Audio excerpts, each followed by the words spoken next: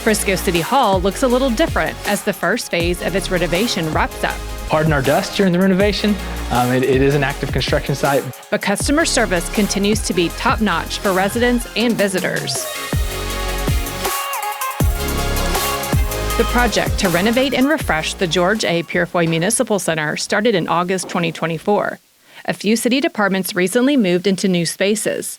That includes some of the offices people visit the most at City Hall. As soon as you come in, come over to the east side and you'll see our reception desk and you'll see the post office and utility building in that space of the building. We're in a newer space, more room. None of the services have been changed. It's still good customer service where you can talk to a live person and not be over the phone. Access to these services will continue to be available throughout the project. We plan to stay open during the renovation. We will work with our construction team to make sure that we keep safe access to this side of the building. Currently, the Collin County Tax Office remains open on the second floor.